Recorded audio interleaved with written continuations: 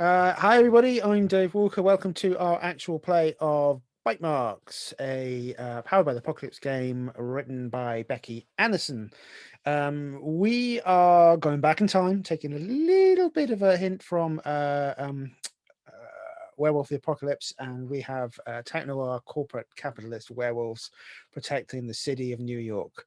This has been run on the Gauntlet. It's one of our new sort of overlapping play, sort of shared world initiatives, which we call Empire City. So it all takes place in sort of New York, when urban, supernatural, paranormal romance type games. Gauntlet RPG is a role-play community which plays a lot of indie, Powered by the Apocalypse, OSR style games.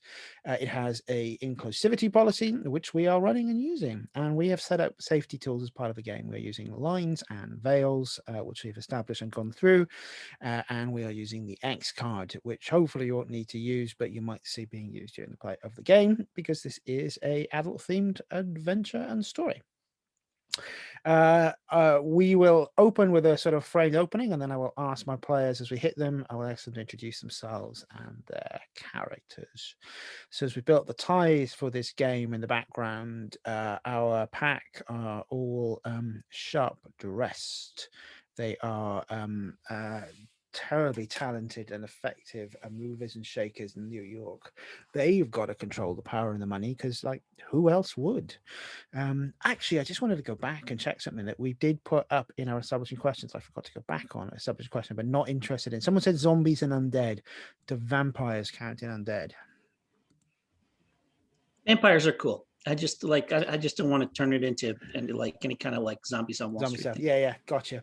Yeah, because this is a busy city, and power is best here with the werewolves, because they look after the little people. But we've established in our backstory that there are NPCs in our pack beyond our PCs, and one of them is someone's called Ram, who was the pack's bruiser and fixer, and enforcer, who helped tie into mortal affairs, but they died in a horrible accident that may or may not have something to do with a rejected werewolf from the pack.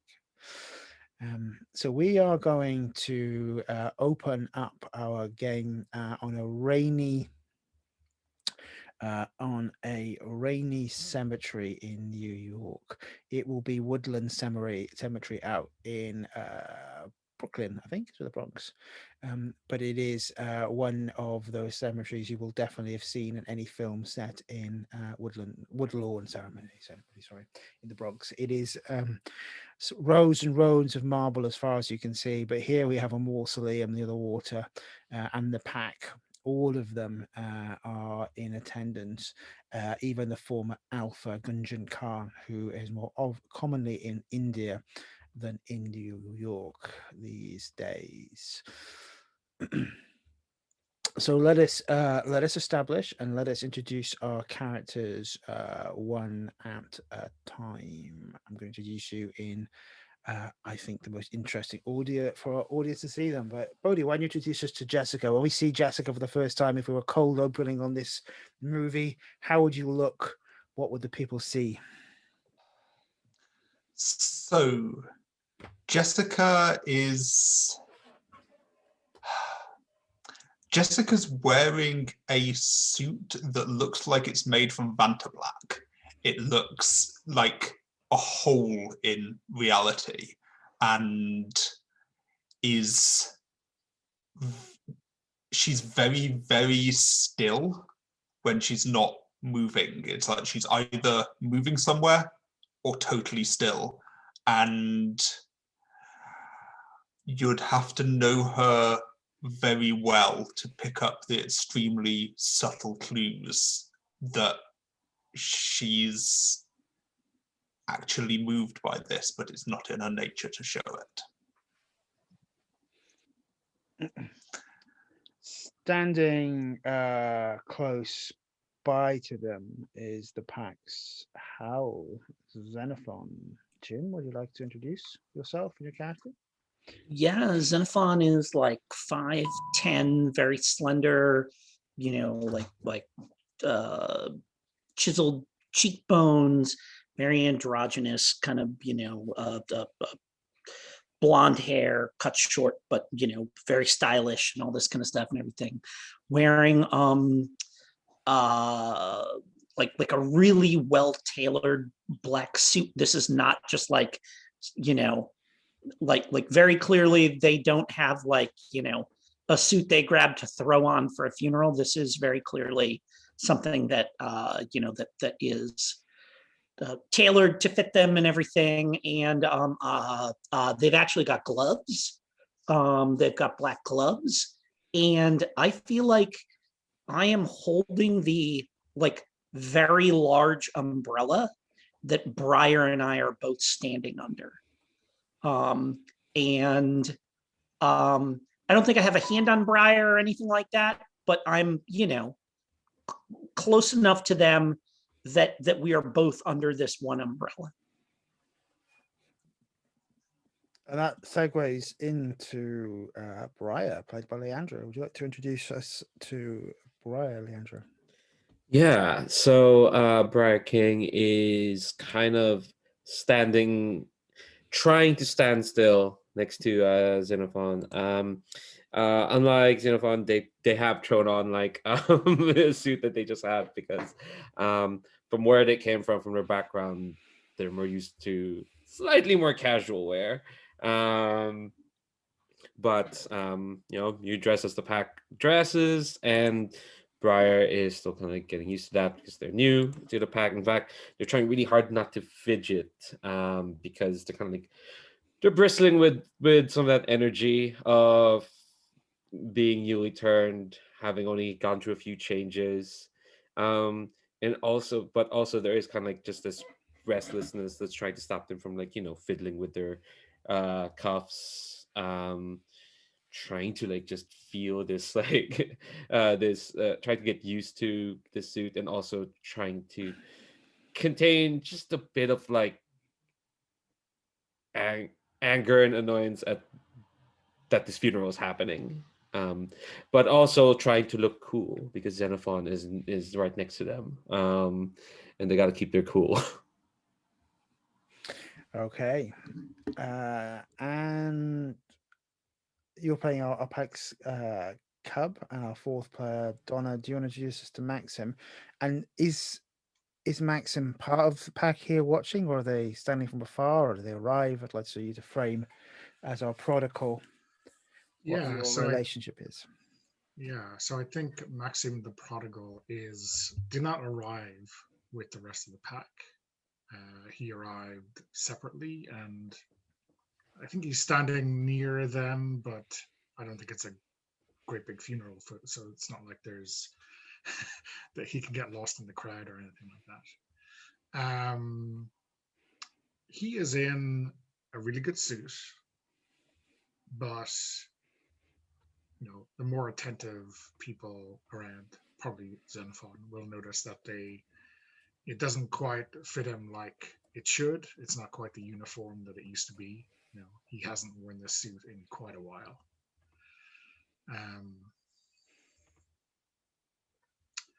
So I guess he's getting wet by himself, and just waiting for this to be over. Yeah, I think Ram didn't have a great deal of family, but his mother is here. Let's call her Gloria, in all her New Jersey glory. So she is crying and sobbing into her hanky. Gunjan is dealing with her, explaining that Ram had a very very generous life insurance, and though she's lost a son, she will want for nothing for the rest of her life. Whilst Rosa, the pack alpha, catches your eye, Maxim, and she is dressed in black and gold pinstripe with a very fancy looking umbrella, and you see her feet splashing across the rainy gravel towards you, her eyes glittering with those wolf-like slits, as she is growling and walking towards you. You've got a lot of nerve coming back here, Maxim. I have a lot of nerve to come to my friend's funeral.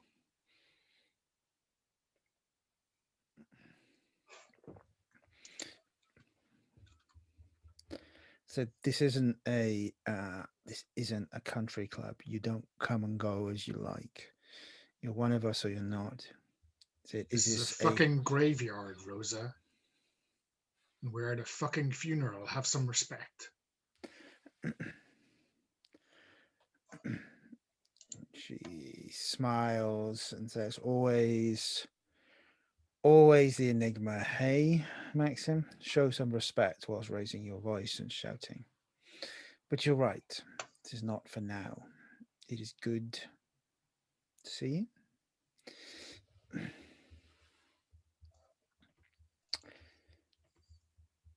How does everyone else react to seeing Maxim, the prodigal, return?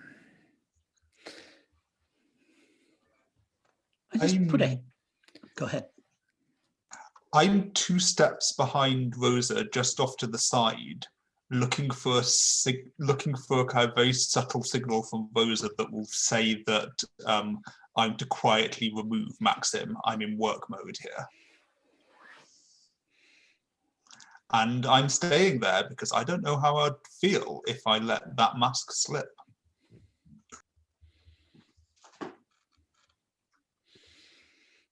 I think Briar will like notice like kind of the interaction, kind of don't recognize, but I think they'll say, "That's Maxim, isn't it?" And I just kind of shake my head, and I say, oh honey, that's politics right now, and you don't need to be thinking about that right now.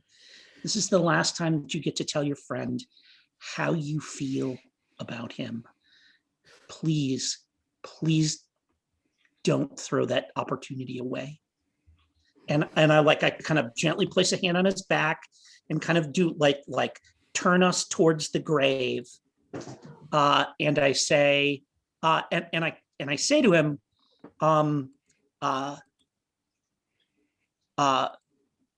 while they're all baring their teeth at each other, we've got some privacy. Tell him how you feel.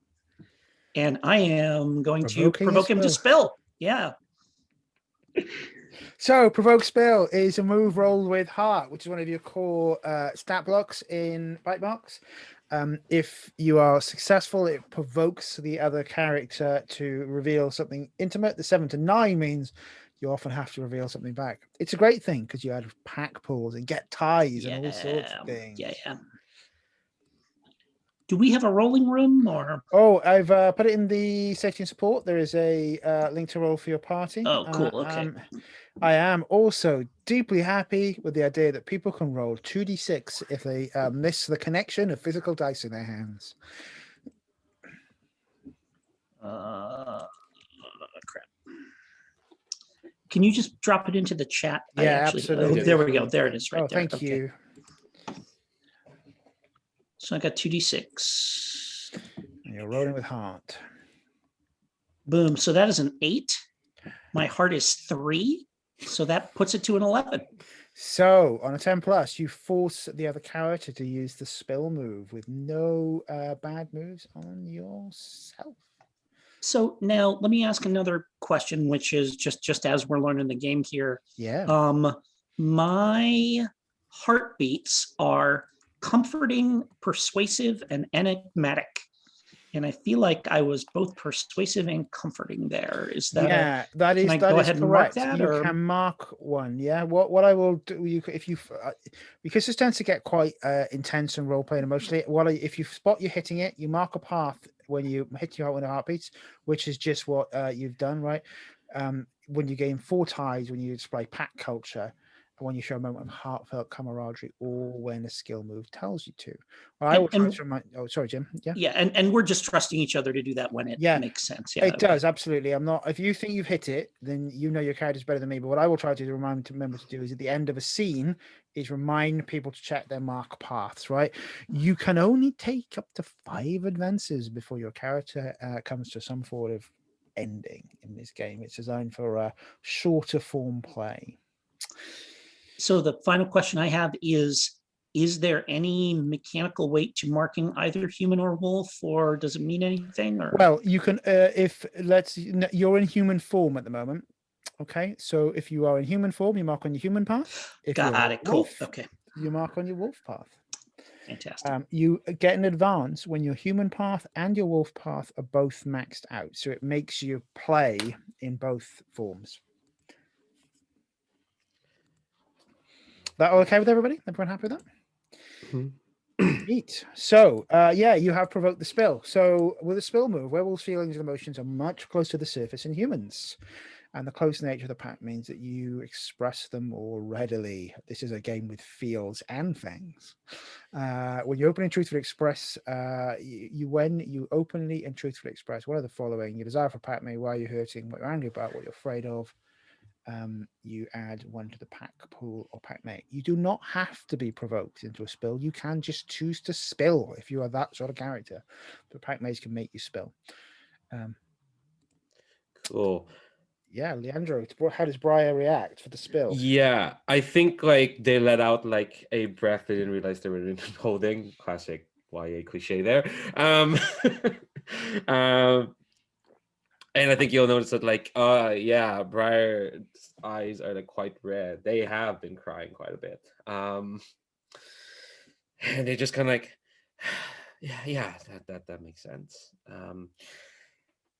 Yeah, well, I just thought be silly to feel like this, and given you knew Ram more than I did.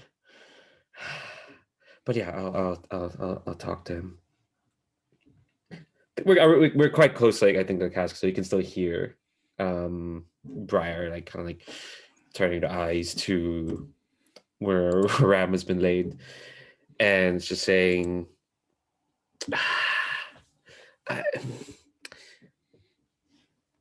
I don't. Well, I was going to ask you what you saw in me and Teresa, but well, I guess I don't get to do that anymore. I wish I had asked. Well, I wish a lot of things now. And well, I mean, even after what happened to Teresa, I've already said thanks, but I wish I could do it again. Because I don't know, I feel I'm kind of better where I am right now than where I was, and it wasn't for you. Well, I guess I wouldn't be here feeling sorry for myself that I didn't get to know you as well as everyone else did here. And I think like I think Briar like chokes back a bit of like, as if like, they don't feel like they deserve to cry as much compared to everyone else here. But you can see them like they reach a hand up to their face and like brush away a tear or two. Yeah, that seems quite raw and vulnerable. Take a tie with Briar and add 1 to the pool. Oh, I should note as well, one of my moves, just apropos of, because it's kind of important, I have the overprotected move where I'm everyone's kid, brother, or sister. Once per session, if I get over my head, a packmate will come and help you out. That packmate does get a tie and can advance on either path by 1 point. So it's an incentive to help Briar out. Just kind of want to flag that out there. Excellent. So, as the tensions almost overspill with the pack, Gunjan separates himself from Gloria and comes over, putting his hand on Rose's shoulder and then walking towards you, Maxim. Looks you up and down, hands on your shoulders, and looks at you and he goes, "Your hair, it is so long. I haven't seen you for. Ah, Maxim." And he embraces you like a uncle, a nephew.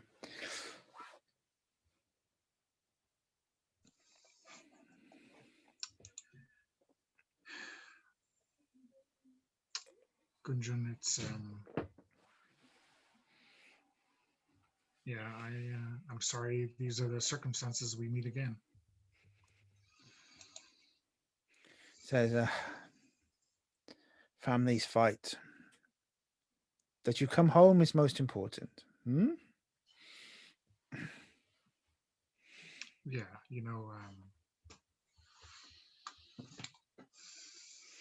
I would have done anything for Ram or for Annie. So yeah,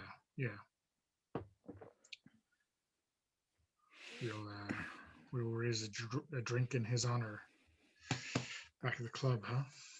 Oh, absolutely. Absolutely. And Rosa will need your help in finding the bastards who did this. You wouldn't leave until Ram's killers are dealt with, would you? Obviously not. I couldn't do that.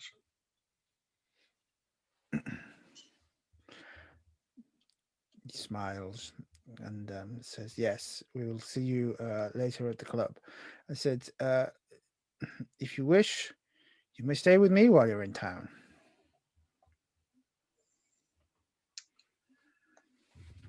Yeah,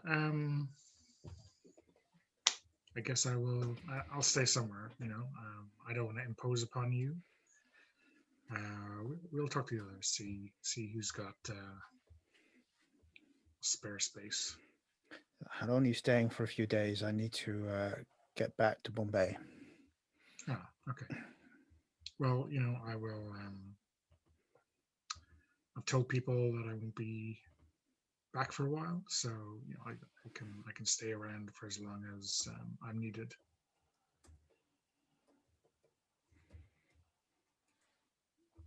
He extracts himself after that and pats you on the shoulder and says, "It is very good to see you." But his car pulls up and he is into it and away, leaving the rest of you there. A car takes away Gloria, leaving just the rest of you standing there in the rain as the gravedigger starts putting the earth onto Ram's coffin.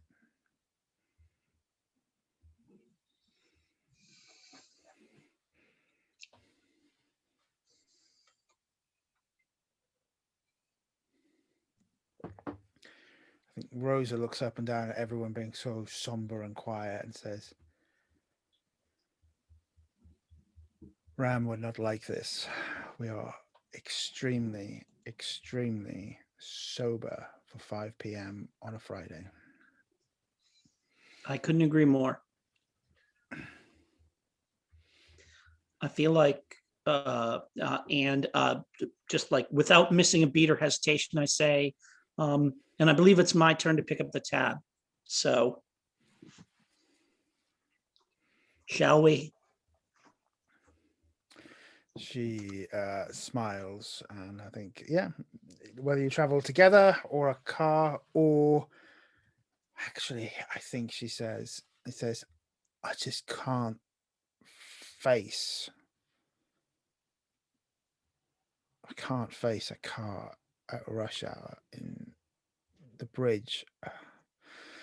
And she's giving a view that she's probably going to run as a wolf and head back to the city that way.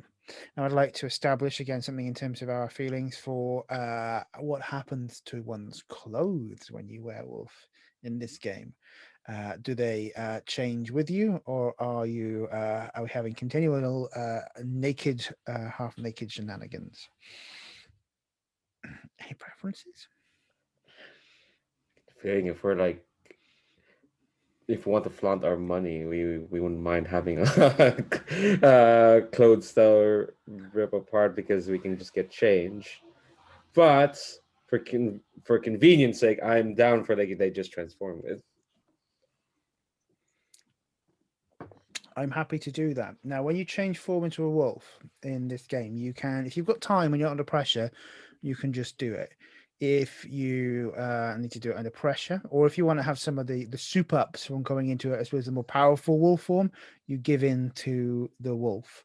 What I will say is normally then your clothes will transform with you as part of your transformation. But if you do screw up on your give in to the wolf, there is more than a likelihood chance that you will come back into human form as the maker made you somewhere in the middle of New York. That will work and okay with everyone? Sweet. So Rosa sort of takes a breath and says, I'm running. And she can see her. She started taking the shape and stepping away. Hey, what does it look like when you turn into a werewolf, folks? Is it quick? Is it sudden? Is it one of those sort of growling, painful transformations, or is it more graceful than that? I wonder what people think about it reflecting our personalities, how it happens. As in, kind of for Jessica, it might be kind of smooth and liquid and looks a bit like, it reminds you of a butterfly knife snapping open. Nice. So you're running with her then, Jessica? Yeah. Before she's even finished the sentence, I'm changing because I need to run out some of that tension. Yeah, and on that description, I think that Rosa's shape of change is like a scale being played on a piano, right? It just sort of reaches crescendo, and then she is gone, all black and gold, racing across the graveyard. Xenophon, how are you traveling? I think if our alpha is saying we're running, then we're running. And I think Xenophon's change happens relatively slowly. And it is not it's not the like, snout rips out of my mouth and my face peels off kind of thing. It is like video morphing technology. Like just slowly my features kind of, extend out, and my hair kind of starts to change, and my legs very slowly start to change shape. And I might even kind of like squat down on my haunches and like put a couple of fists on the ground, and then I just very kind of slowly and I think probably relatively noiselessly, and then I am just like a very sleek, like actually like albino, like white with red eyes, wolf standing there. Excellent. And Briar? Yeah, I think it's kind of like in contrast to Xenophon's one. Xenophon's like so, like Briar is like much faster. They transform like a firework.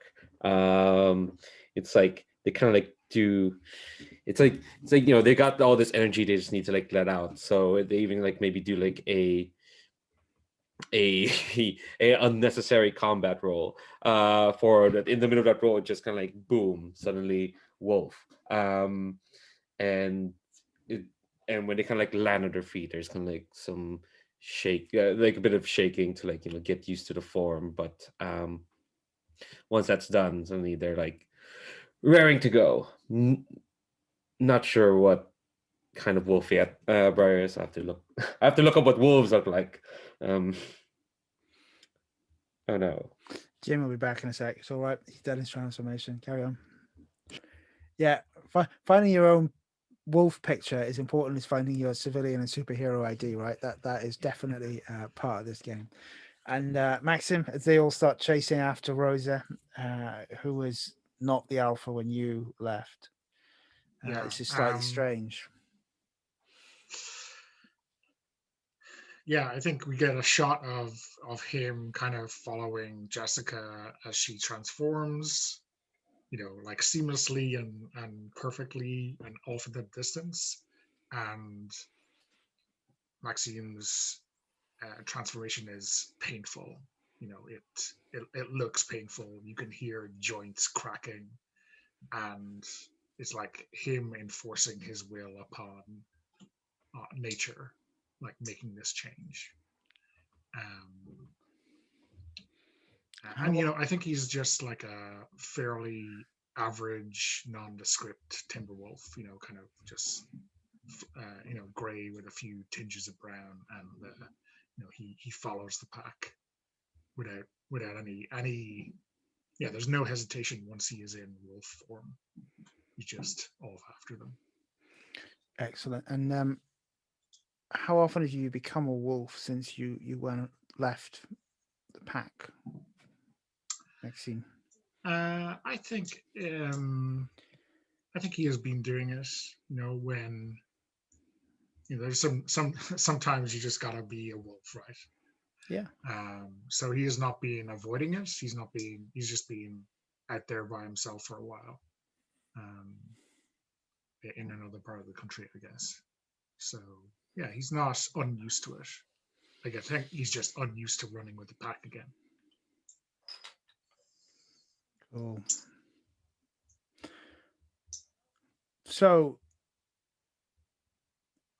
to run at wolves, we're not going to be into the silliness where it's necessary for you to roll to not be seen and blah blah blah. You are wolves, you are predators. You run when people don't see you. Run the back streets. You are never spotted unless you are foolhardy in what you do. And you smell well as you go in from the Bronx and then across and down into Manhattan.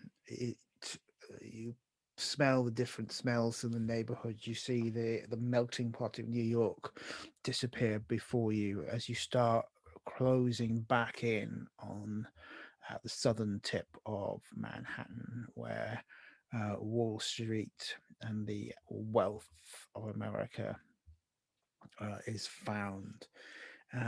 If we saw this with your wolf eyes, especially your innocent wolf eyes, Briar King, for the first time, what does Wall Street look like to you? It looks crystalline, I'd say.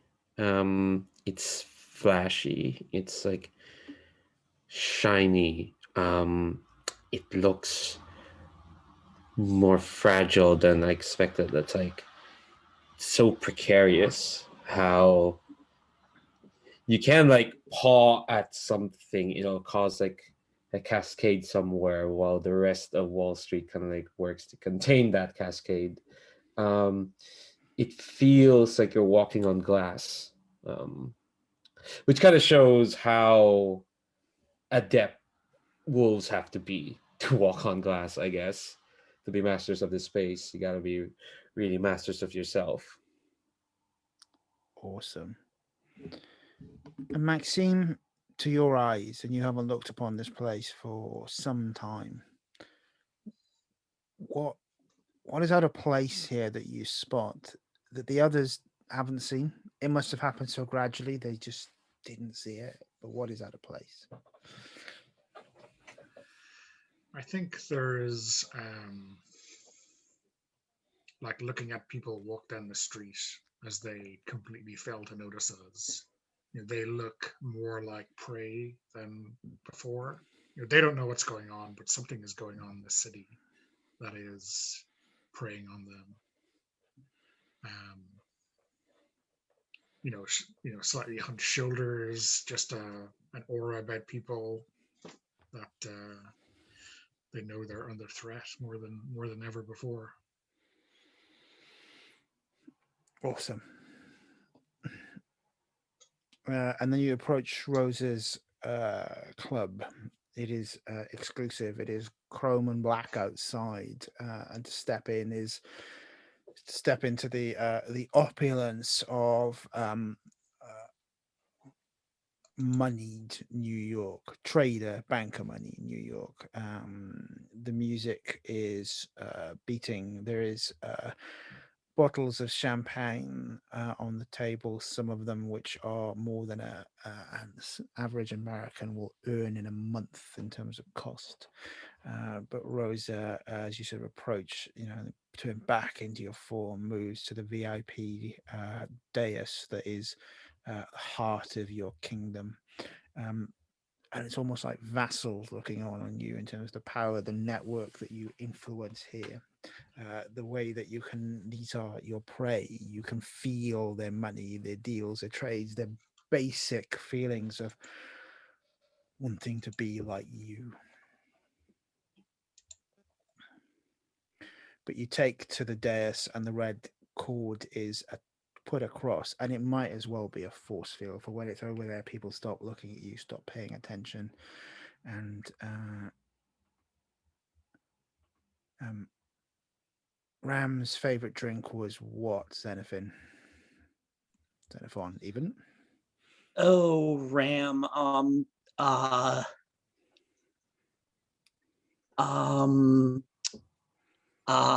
It was like really basic. Like it was a vodka gimlet, like just like vodka and lime juice over ice. Like just kind of like, like sour and astringent and, very basic and straightforward like he was. Yeah. Other than the fact that it was done with Beluga Gold Line vodka, right? He may have been Jersey, but he had good vodka taste. Oh yes, yeah, absolutely. Well, like the first time he ordered it with Grey Goose, we were like, no, please. I just looked at it, did a quick Google search for what are expensive vodkas. There are some really expensive vodkas out there, but it's sort of like, yeah, that he sort of the gimlets come over, and Rosa puts her hand on the drink first and raises it all to all of you, and it says, "To Ram." To Ram. Oh, these are vile. Yeah. Does anyone enjoy this drink? Yep, I think Jessica does. I appreciate the simplicity. I appreciate how direct it is. Briar thinks, even as they're like, they're making a face. I mean, who do you think got Ram hooked on these things in the first place? And I think that's the conversation that Hackman's in character, and everyone's sort of laughing. And for a minute, Maxime, they forget that you were being away, and it's just like being home, right? But then it's that look of tension in people's eyes. Perfect sort of idea if you wanted to provoke spell on Maxime or someone. I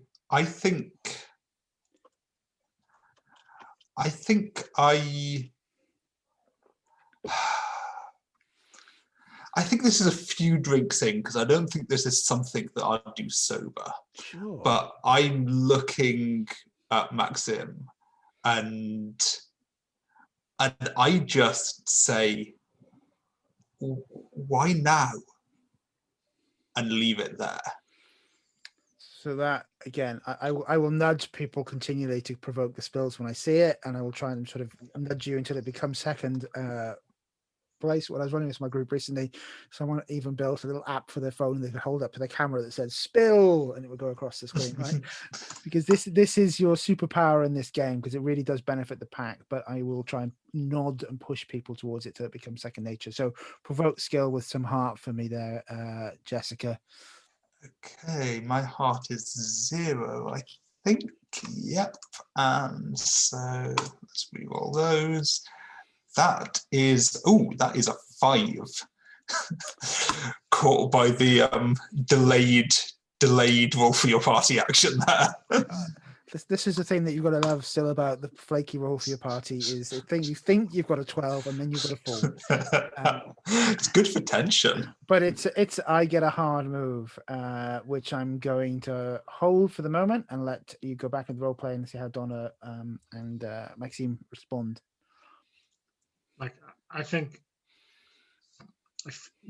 more than a couple vodkas in, Maxime is a little bit confused by the question, because, like, why now? Obviously, he's back for the funeral.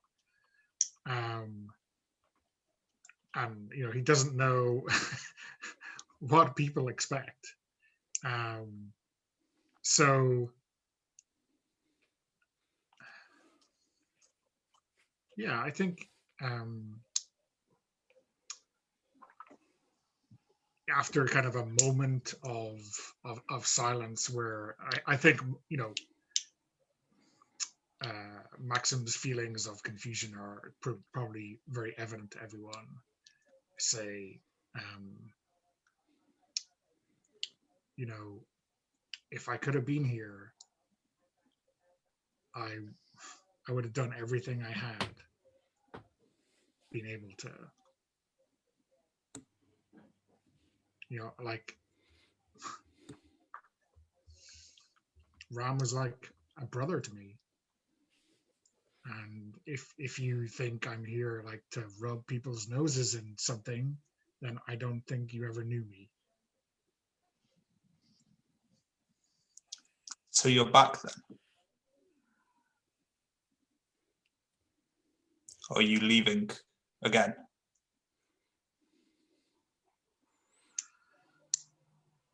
Well, I guess I'd need a reason to stay, wouldn't I? At that, I slightly turn away. I'm not going to be the one to give that reason. So I'll take my hard move now, which is Rosa is now on to champagne, and she takes a sip of it and says, "So who killed Ram? Any leads? Any ideas?"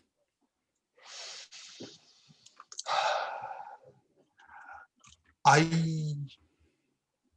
think that Jessica would have the ideas if there were ideas, but I don't know where that's in the fiction. I want to say as it's a hard move that maybe I've hit a brick wall here. I don't have any leads. I'm happy you can position the fiction. If you think you've got you think you haven't had a chance to look into it yet, and Rose is being really mean on you, I'm very happy that that's the case. How do you want to play it, Bodhi? I think that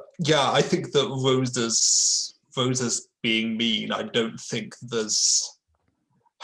I think I'm investigating, but there's been no time. I've kind of I've reached out to my sources and they haven't even had a chance to get back to me yet. But I know that I can't give that sort of answer, so I'm kind of scrabbling, half drunk, trying to kind of find reasonable things to say, but it's fairly clear that I haven't got a clue.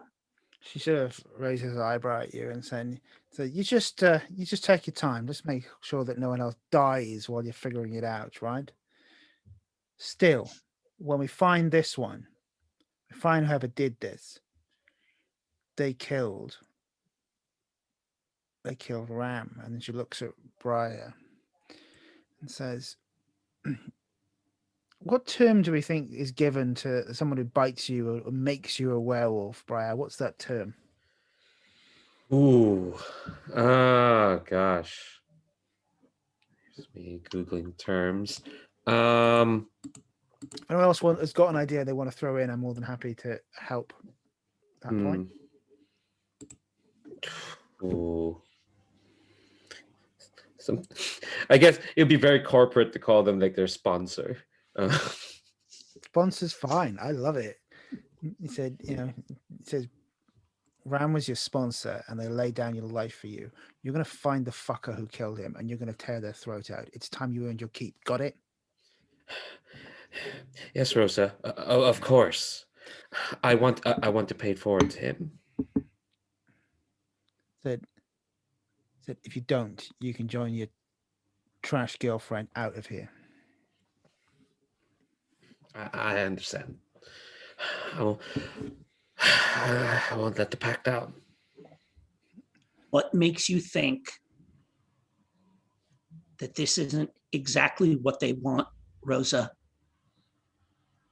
This has all the earmarks of someone trying to get us to react exactly this way, to go tearing across. They took one of us down when we were vulnerable. Now we're going to send a kid in to do this. This has all the earmarks of picking us off one by one. We have to be very careful about this. We can't just go in and tear up throats. And I'm spilling here. Oh. This is what I'm afraid of, is that this is the first step in, like, this is not just like somebody, was annoyed with Ram, but this is like a systematic attempt to take us down. And that's just step one. And then we've got to be very careful about it. So, I was just about to say, if people are adding to the pack pool and they're doing this, fantastic. I would suggest that your tie goes to Briar at this point. Yeah, sure. I think that makes sense. Yeah. Oh, because we don't give them to NPCs, right? No, the NPCs don't need Okay. to maintain ties. Yeah, I think it's so like, yeah, I'm stepping in to say you're sending Briar off to get him killed, to get them killed here if we're not careful. So yeah. Specifically reading the move. The move can be used on NPC pack mates, in which case, give them a tie. But I think you were sort of stepping in for. Yeah, sure. Briar. That's cool. If we're happy with that. Yep. Mm-hmm. More fun that way. And I jump in here. Jessica jumps in and says, thank you, Xenophon. This is exactly why I've been taking it slow and very quiet.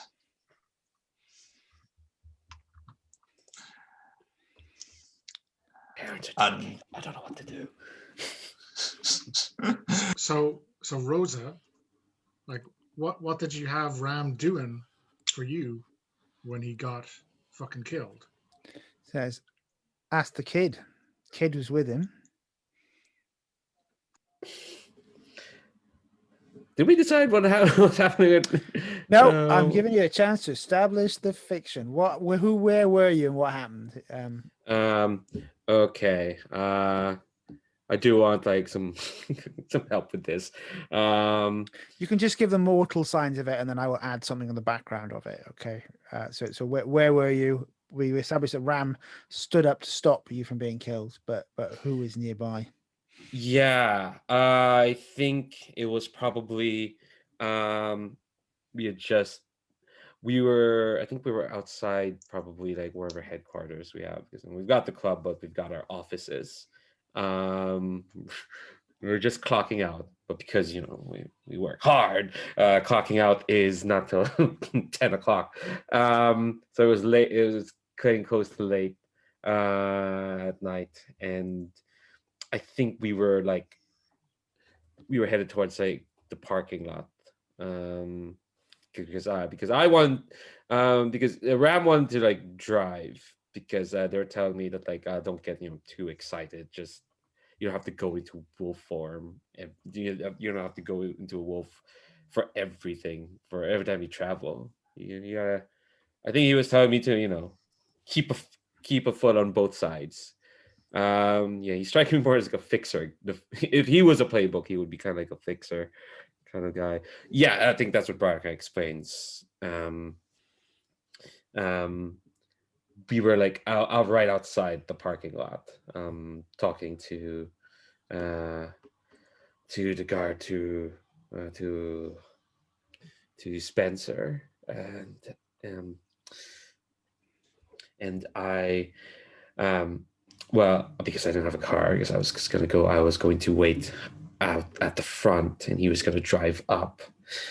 And well, there was this noise from the direction of his car, and so myself and Spencer ran over there, and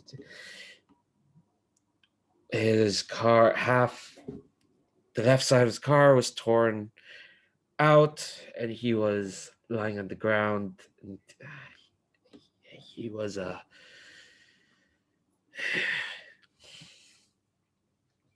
Bright takes a drink. Like, That's fine. That's enough. As I say, so outside our home. That's where Gunjan arrives, and he does a Sikh, he doesn't drink, but on the table there is already a silver plate that he takes the lid off and picks a very expensive looking Turkish light and sits back, extends his arms and looks at all of you and says, Grandmother Spider is sick. The webs that we hold are not as taut as they should be.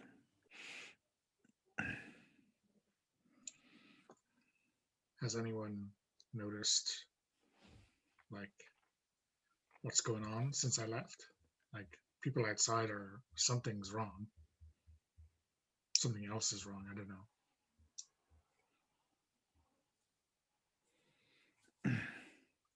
Xenophon, have you noticed any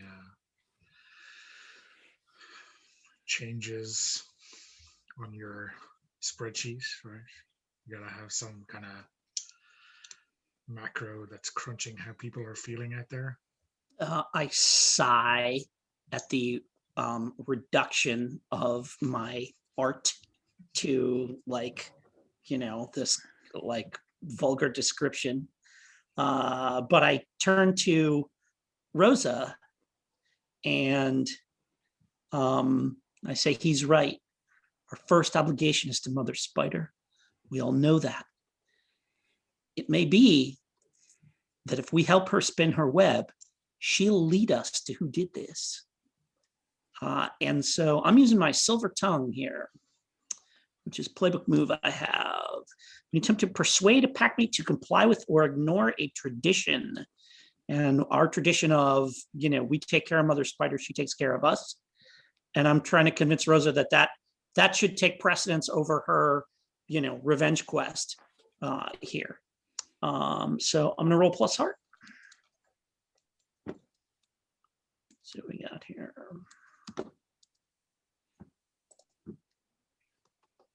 Two D6 says. Crap. It's that.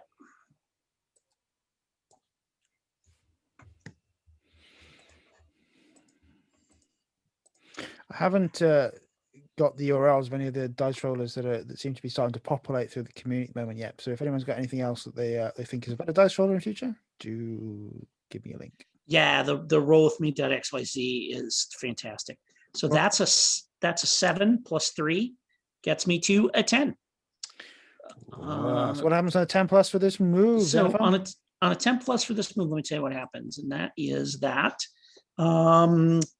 if the packmate is an NPC, they do what you want and a little something more is what happens on a 10 plus. So what is Rose's response? What do you want her to do? Oh, I want her to like agree that that's the right approach, and that healing whatever's wrong with Mother Spider is the right thing to do, and that's what we should do first, and maybe make some resources available to us. Give us like access to a PI that can help us or something like that. I don't know, some kind of but like whatever, like some kind of basically like assign someone from the club to help us out in our inquiries and trying to figure out what's going on.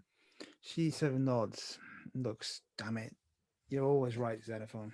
You're like a machine. Said, figure out we've got to protect home, and that will probably tell us who did this. Sighs and says, I don't understand everything that Ram did, but it seems only fitting that Ram's portfolio moves to you, Brian. And she pushes a tablet across the table to you, as in a computer tablet, and says, all of his funds, his contacts, his information, everything I've got, that's yours now, kid. Make him proud. Make all of us proud. Yeah, Briar like takes the tablet with more than a little bit of awe. And instead of like she does, they don't trust themselves to say anything, so they'll just kind of like give like a steely nod. Do their best Bruce Willis impression, I guess. But yeah, they'll kind of like nod. That's the point, by the way, Briar, that you spot two people that you used to know just off on the red rope, and they're waving at you, thinking that you're up in the VIP, and you'll get them in.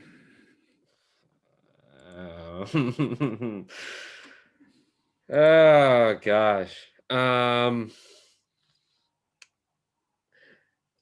Are they very obvious about it? Oh yeah, they're waving at you. They can see the rest of the pack are looking at you, and you know, it's your call. I think Briar will like take the tablet, like tuck it in their like suit and say, give me a moment, I'll get rid of them. And we'll go ahead. Jessica's just going to say, "Good call." Tonight's not the night for this bullshit. Yeah. So Briar's going to stand up and like, yeah, go over to them. They're just they're not likely to repeat again. But one of them's going, "Oh wow, I haven't seen you for ages. That is a cool. Wow, you look amazing. Is that Cristal? Oh my God, are you Tilly? Glad to see you. It has been a while. This is Marco, right? You were posting all about them on Facebook a couple of weeks ago. Nice to meet you. Says, I thought your name was Marcus. No, it's Marco. He says, this is obviously, but he says, oh, wow. And she's putting her hand on the red rope as if to come in. Tilly. I know we haven't seen each other in a while. I don't mean to be rude, but you kind of have to be in a certain position. You kind of have to be in a certain place to cross the rope. And well, I don't want you to embarrass yourself, you know. But it has been nice seeing you. So you're going to need to dominate her with teeth. How's my teeth? Yeah. Well, am I going to carry over yesterday's good luck dice? But those weren't there. Oh yeah, no, I'm carrying it over. That's a 4. Is there any way to even? The only way that this will not turn into 0 to 6 and a dominate is if someone wishes to spend 3 of your hard point saved pack points towards this.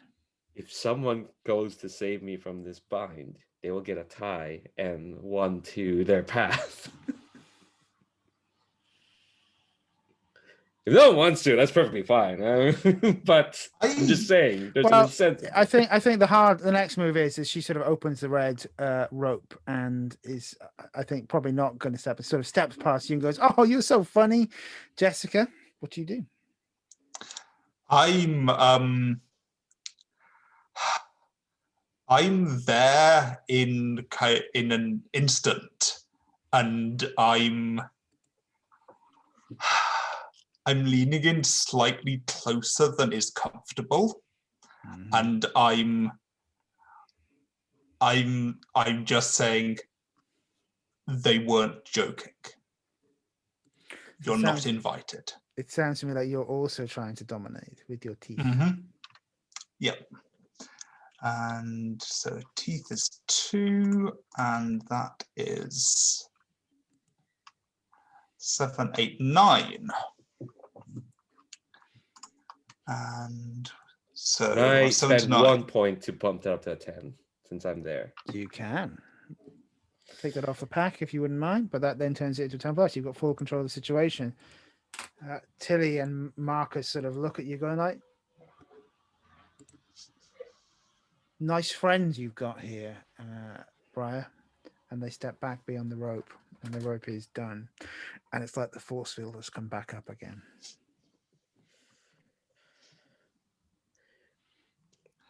I think I just kind of like mentioned, I just kind of say, I guess I should have probably asked, but are we meant to have friends outside the pack? Well, it's just me and Jessica here near the rope. Sounds like you're provoking spill. I mean, I'll roll that if Bodhi's okay with it. How do they really roll feel? it. Go for it. No, don't just you can't be polite about provoking spill in this game, right? You just okay. All right. It's like turning someone on in Monster Hearts, right? It is the move. Just do it. Okay. All right, that's a 7. So on a 7 to 9, they spill, and you choose one. You can spill back in response to their question, or they can omit an aspect of the truth in their spill, but you don't get the pack pull element of your spill move. So the choices are: you can spill, Jessica, at which point you get all the benefits of the spill move. You can fib, but let's say Briar will be accepting. I think I'm going to spill, and I think I'm going to say it's not like there's a rule against it, but take it from me, from bitter experience, better not to. And I think, I don't know if that's enough for a spill, but I don't have... That's enough, come up with something. Okay. I think what Briar will see is either the pain or the push point at a later point in your eyes, right? You've given a hook. Yeah. If you give a hook, it's certainly enough. Where I'm going with this is I'm thinking that something happened to a friend that Jessica had outside the pack, and some point in the past, which is still hurting her. Yeah, I think Briar will again just like nod. For I guess the first couple of weeks, they do mostly differential nods, and like they know they're not going to push on this, not right now. So I think which point Rosa says, nods to you, Jessica, gives you a scowl, Briar, and then pours more champagne into everyone's glasses and says,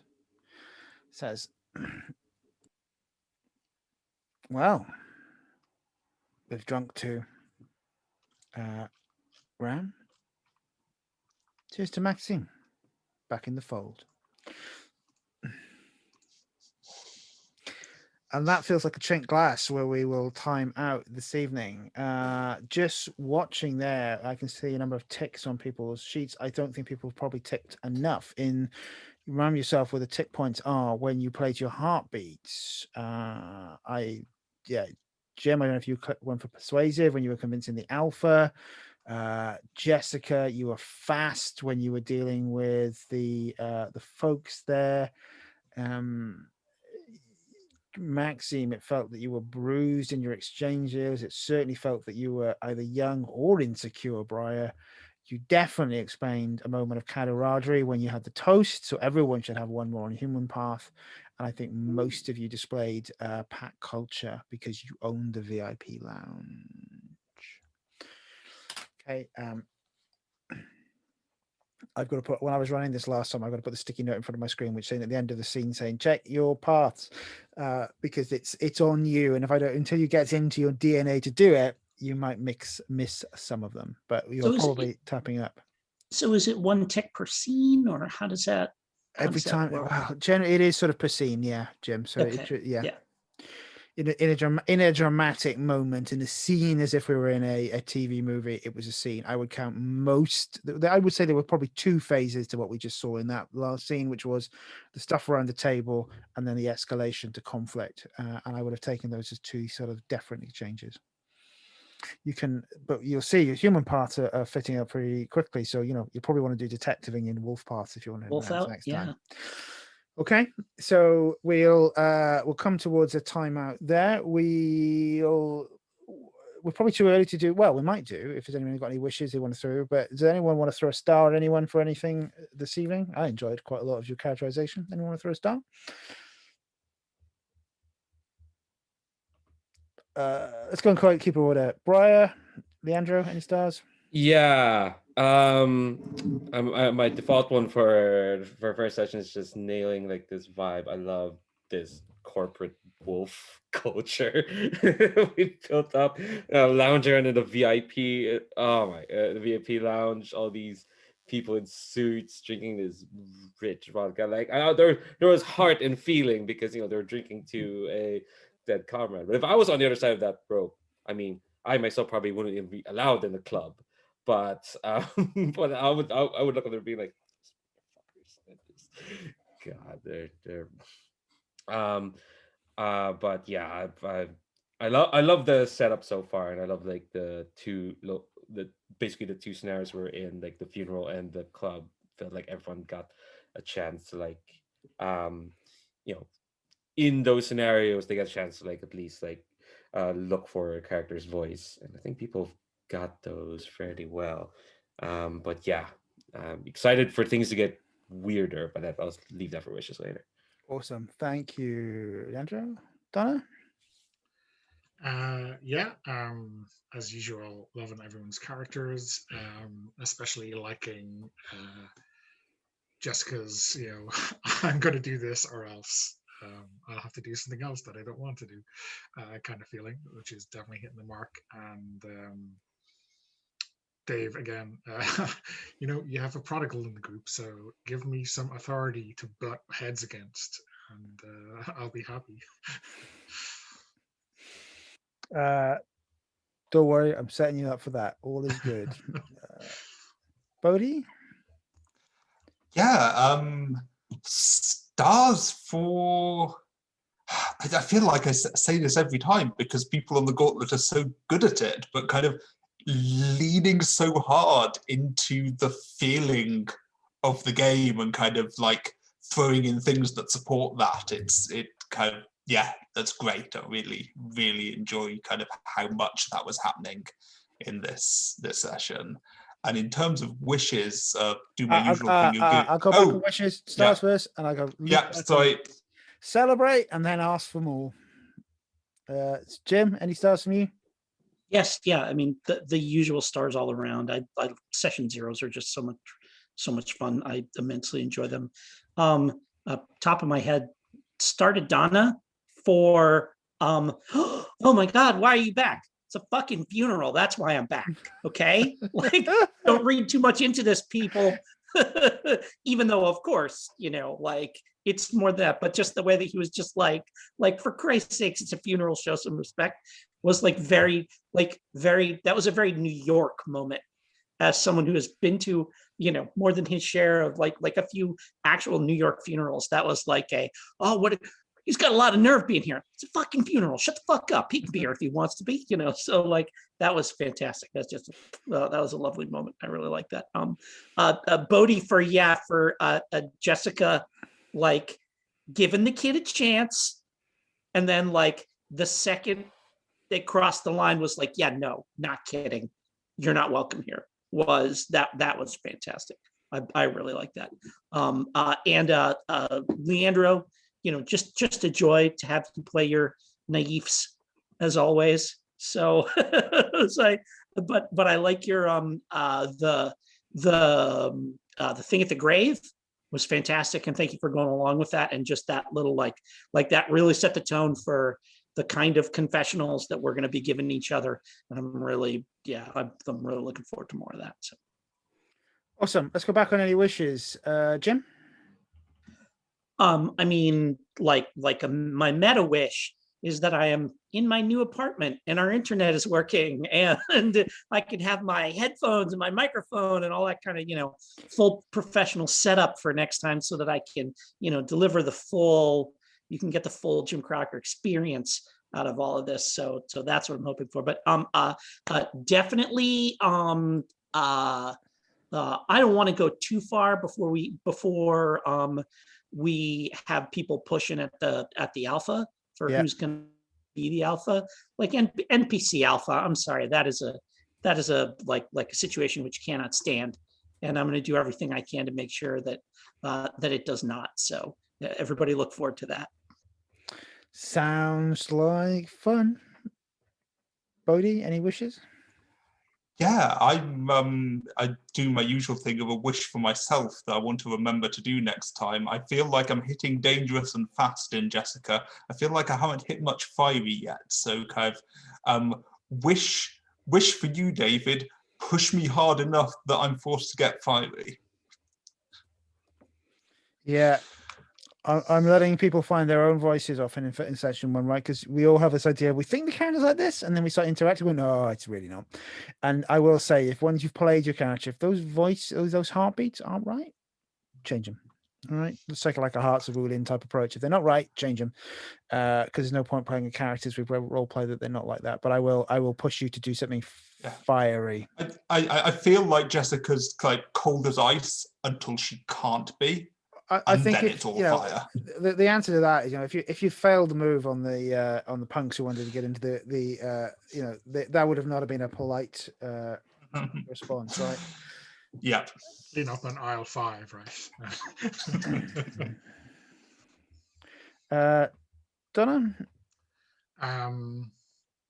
Yeah, I mean, this is very general, and kind of aligned with what the other people have said. I kind of want to see who these people are, really, when it gets down to it. And some of that I'll be able to look through the lens of someone who hasn't seen people they're really close with in a long while, and saying, oh yeah, these are the people I love, right? And the other kind of more concrete story is I'd like to see Maxime and Briar getting a scene together. There's like that unresolved tension there that will no doubt explode. So yeah, want some. Cool. Leandro?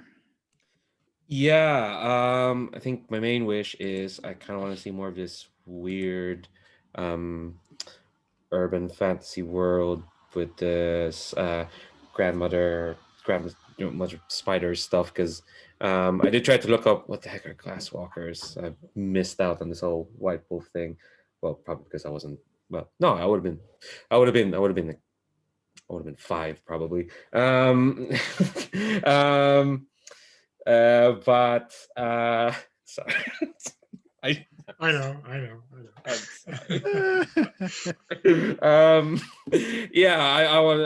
I'm curious to see what other like. I'll point you some links if you really want to look, but you don't need to read about this. This is the point I'm just using some of the things I really like from it, and it will get weird.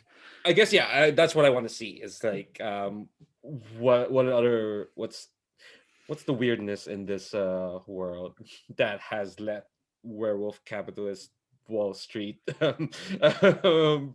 brokers be a thing. So I'm most curious about. And of course, I gave you my 2 most used NPC archetypes, David. You can do whatever.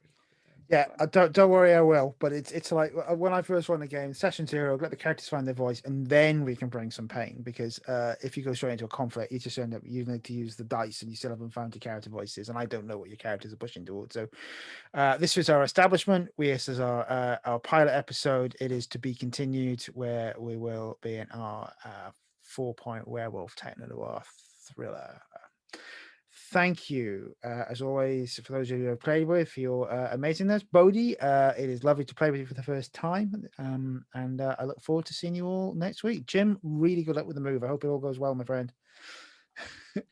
Movers tomorrow morning, like 10 a.m., something like that, and then that's what we're spending the day doing. So How many but- days? How many days before you get a New Jersey accent? So I lived in Massachusetts for 10 years, and I've lived here in New York for many years, and I still have what to my ear is a Connecticut accent. So I doubt that it will be that I won't be talking like Tony Soprano or anything like that. Oh So man, that's disappointing. Right, good luck, my friend, and I'll see thank you. All right, catch you later, folks. Night. Bye, everybody. Bye. Oh, totally cool, David, for you to post this Oh stuff. yeah, if everyone's okay, I'll stop recording and I'll push it up and I'll point it to Becky because I don't think there are that many actual records of bite marks out there. Speak to you later, folks. Bye.